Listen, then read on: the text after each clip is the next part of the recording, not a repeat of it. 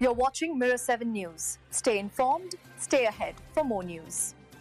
What a night it turned out to be in Tokyo, as the Wallabies and Japan battled it out in a wet and gritty rugby test that kept fans on the edge of their seats.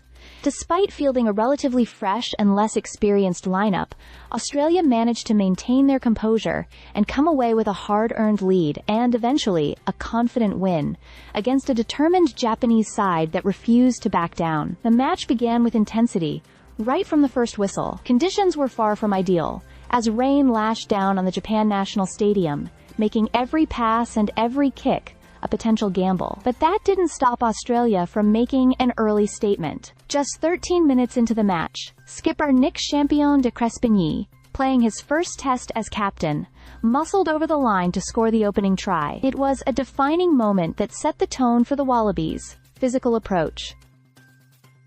Tane Edmed converted smoothly, giving Australia a 7-0 lead. Japan, known as the Brave Blossoms, weren't about to let the visitors dominate without a fight. Their fly half, Seung-Sin Lee, kept them in the contest with a well-taken penalty at the 27-minute mark, narrowing the gap to 7-3. The home crowd erupted, sensing a momentum shift, but the Wallabies answered almost immediately.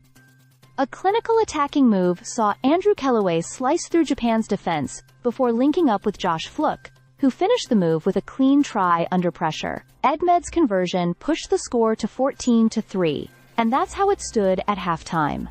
It wasn't a smooth half for Australia, though. Two injuries to key players, Lukan Salakaya Losato and his replacement Josh Canham, forced early reshuffles in the pack, putting their depth to the test. Yet, the visitors showed grit and adaptability, with the forwards dominating the breakdowns, despite tricky line-out issues caused by the slippery conditions. In the second half, Japan came out swinging. Prop Shuhei Takeuchi broke through close to the line to give the Brave Blossoms their first try of the match, reducing the deficit to 14-8. The stadium came alive, as Japan sensed an opportunity to turn the tide. But the Wallabies' defense held firm, led by crunching tackles and smart turnovers from de Crespigny and Carlo Tizzano.